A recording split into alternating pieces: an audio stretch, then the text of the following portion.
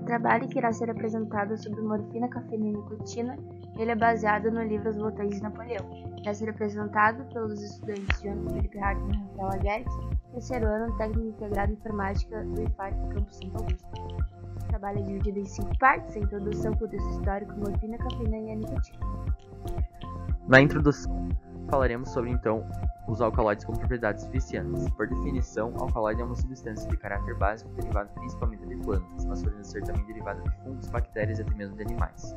O trabalho abordará a papoula, que é possível extrair a morfina, a cafeína extraída a partir do café e a nicotina extraída a partir do tabaco.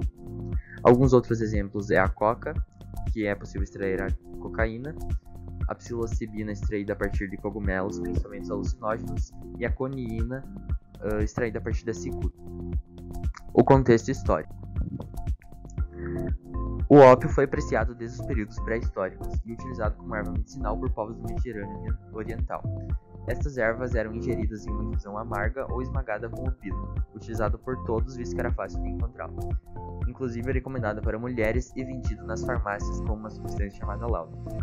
A introdução do tabaco, então, se deu a partir das grandes navegações, tendo origem com povos indígenas e espalhando-se através dos povos europeus o hábito de fumar. Na China, o ópio era muito comum como erva medicinal, inclusive culturalmente. Já o fumo foi proibido por um imperador chinês desde o século XVII. Assim, esses passaram a fumar o próprio ópio juntamente com o tabaco, difundindo esse hábito. O efeito do fumo de tabaco e ópio ocorre rapidamente, já que é absorvido pelos pulmões diretamente para a corrente sanguínea. Entretanto, no século XVIII, a importação do ópio foi proibida, apesar de ser um hábito. Já a cafeína entra na história a partir de que os europeus, principalmente na Grã-Bretanha, eram muito aficionados ao chá, e este possui uma substância levemente viciadora, a cafeína. Já a China cultivava desde gerações o chá, para isso começou a exportá-lo para a Europa em troca de algo que mais queriam, o ópio, mesmo sendo no comércio ilegal, principalmente por chineses subornados. E assim a cafeína começou a espalhar-se juntamente com os outros alcaloides. Como consequência, ocorreu 2 guerras do ópio. Essas ocorreram quando o governo chinês tentou pôr fim nesse negócio ilegal. O estopim foi o assassinato de um agricultor local. Nas 2 guerras teve os britânicos como vencedores, e as consequências disso tudo foi principalmente a liberação do comércio do ópio na China. Assim, o ópio, o tabaco e a cafeína foram responsáveis pelo rompimento de séculos do isolamento chinês, além de difundi-los em todo o mundo. Falando agora sobre a morfina. Morfina nada mais é do que um narcótico, uma molécula que entorpece os sentidos, eliminando a dor e induz ao sono. O nome morfina vem do deus dos sonhos chamado Morfeu. O experimento de Friedrich Sertõner foi responsável por isolar a morfina pura a partir de uma secreção viscosa e seca das cápsulas de papoula em 1813. Inclusive foi ele que nomeou a morfina. Os estudos para descobrir a estrutura química da morfina somente ocorreram em 1925, porém a sua demora contribuiu muito para a ciência, inclusive para a química. Bom, a principal contribuição foi a descoberta da estrutura química de muitos componentes, mas entre outras foi contribuir para os métodos clássicos para a determinação da estrutura, os novos procedimentos laboratoriais, a compreensão da natureza tridimensional dos compostos orgânicos, novas técnicas sintéticas e etc. Assim, a estrutura química da morfínica é composta por 17 carbonos, 19 hidrogênios, 1 nitrogênio, 3 oxigênio, contendo os seguintes grupos funcionais: um fenol, um éter, um álcool e uma amina. Algumas substâncias semelhantes possuem tanto a estrutura química semelhante como também os efeitos. Nesse caso, a codeína é um exemplo, onde somente há metilação do grupo fenol. Ali indicado pela seta, é possível observar a única diferença que tem.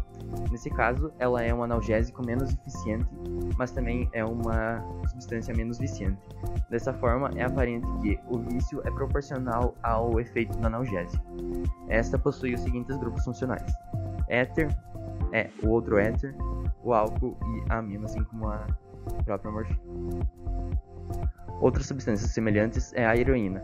Ela foi feita pela Bayer & Company em 1898, uma reação de acilação, a mesma que convertiu ácido salicílico em aspirina. Então, a Bayer foi responsável por criar a aspirina e tentou fazer o mesmo com a morfina para deixar um melhor analgésico e tentar livrar esse vício da morfina.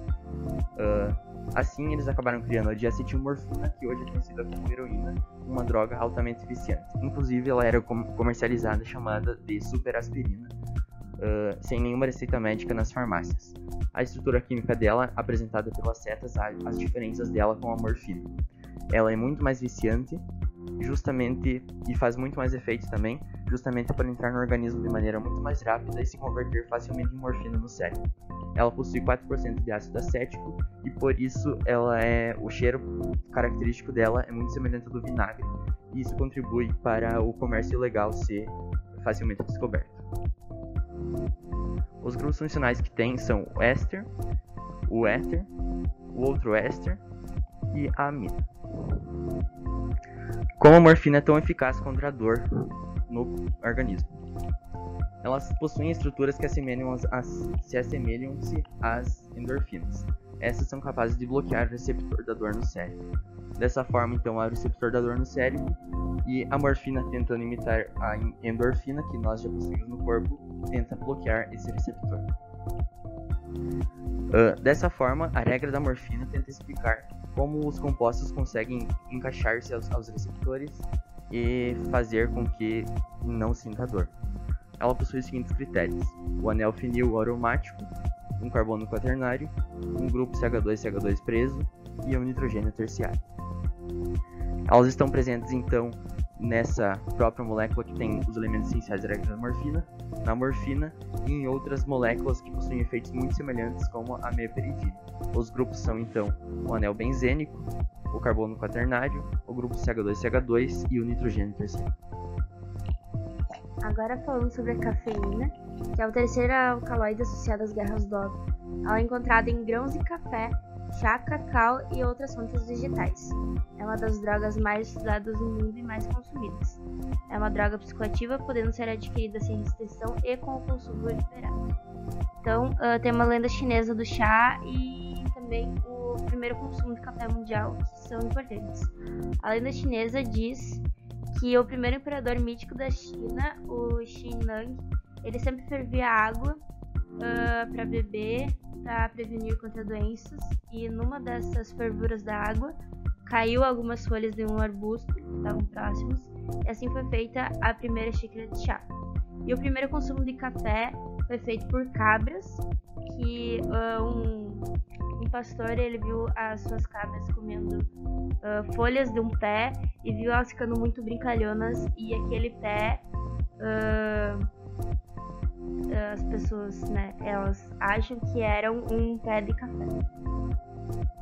Origem e usos. O café provavelmente originou-se na Etiópia e tenha se espalhado pela África e Arábia. Na América, né, com o cacau, que foi a primeira fonte de cafeína no Novo Mundo. Em 1502, o Colombo já presenteia o rei Fernando da Espanha com as sementes do cacau, que daí na Europa, né, a primeira chegada vai ser pelo cacau, pelo chocolate. Em 1528, Hernán Cortés tomou uma bebida azteca na corte de Montezuma II, que ele é batido então de bebida dos deuses. Na Europa, então, a cafeína é introduzida através do chocolate, e só depois de um século é introduzido o café. No século XVII, Londres já possui então 2.000 cafeterias, que são frequentadas só por homens, e nessas cafeterias vão nascer bancos, jornais, revistas e a bolsa de valores.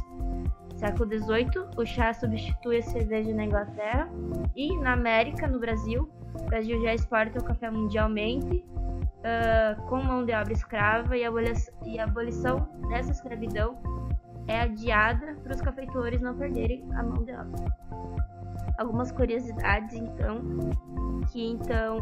o chá e o café, como algumas pessoas não imaginam, uma xícara de chá tem metade da cafeína que uma xícara de café.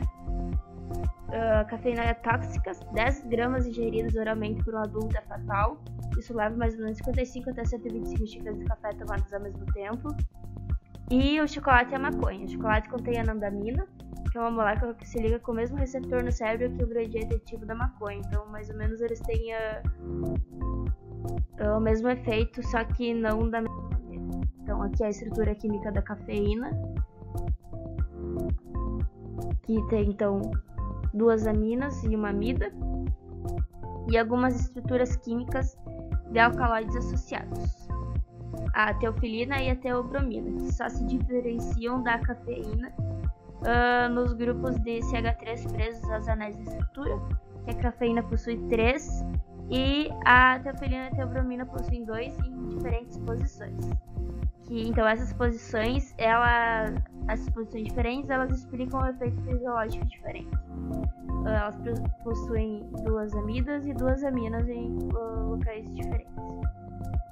Então, alguns efeitos que a cafeína é usada para aliviar e prevenir asma, tratar enxaqueca, aumentar a pressão sanguínea, bloquear o efeito da adenosina, que induz ao sono, e quando ocupa os receptores dessas adenosinas, sente uma agitação atípica, que daí aumenta a agitação e começa a dilatar os vasos sanguíneos de algumas partes do corpo e contrair alguns músculos. Os efeitos negativos, que é de um estudo sem dados conclusivos, de função mental, mobilidade dos espermatozoides afetadas, doença do fígado, do rim, síndrome pré-menstrual e mais alguns. Então, a nicotina, que é um estimulante do sistema nervoso central e do coração, com o tempo e em doses maiores, ela pode atuar como um depressor. Origem e Europa. Então, a origem dela era do Novo Mundo. Cristóvão Colombo, quando chegou, ele reconheceu, né, porque ela era desconhecida na Europa até a chegada ao Novo Mundo. Os indígenas da América do Sul, do México e do Caribe, eles fumavam, cheiravam rapé, que é o tabaco em pó direto na narina, e mascavam folhas de nicotina como hábito. Então, o uso cerimonial, que eles usavam a fumaça para transalucinações, que esse tabaco era mais concentrado do que foi introduzido na Europa, que era o tabaco dos maias. E o Janicote, que foi homenageado na designação botânica da planta e no nome do alcaloide. E na Europa, depois da introdução, as igrejas proibiram o uso do tabaco, a Rússia também, em 1634 e 1680, e uma das punições era açoitamento, castração e exílio. No século XVII, o costume do tabaco espalhou-se pelo Oriente. Como a quantidade acabou se tornando insuficiente, por mais que a Europa já estivesse começando a produzir, ele não tinha atingido a quantidade necessária. Daí as colônias portuguesas e espanholas começaram a produzir. O tabaco, 10 alcaloides, o principal nicotina, 2,8%, e quando se fuma, grande parte dos alcaloides são oxidados por aqui. A estrutura química da nicotina, ela possui 2 aminas. E os efeitos, então ela cria uma ponte entre células nervosas que são obstruídas, ocasionando um batimento cardíaco mais lento, taxa de oxigênio no cérebro menor, efeito geral sedativo. Por isso que os usuários fumam, né? Geralmente é para se acalmar. O uso do tabaco por muito tempo em doses maiores que 50 mg pode ser fatal. Então, a papoula, atualmente o lucro gerado pelo tráfico do ópio financia o crime organizado e o terrorismo internacional. O tabaco, ele era empregado como remédio promovido em muitas sociedades e hoje ele é controlado, taxado e até proibido. E a cafeína, ela pode ser facilmente adquirida. Como o livro diz, e eu cito, as moléculas alcaloides presentes nessas plantas estimularam o comércio, geraram fortunas, alimentaram guerras, sustentaram governos, financiaram golpes de Estado e escravizaram milhões, sempre por causa do nosso eterno anseio da rápida sensação de prazer produzida por uma substância química.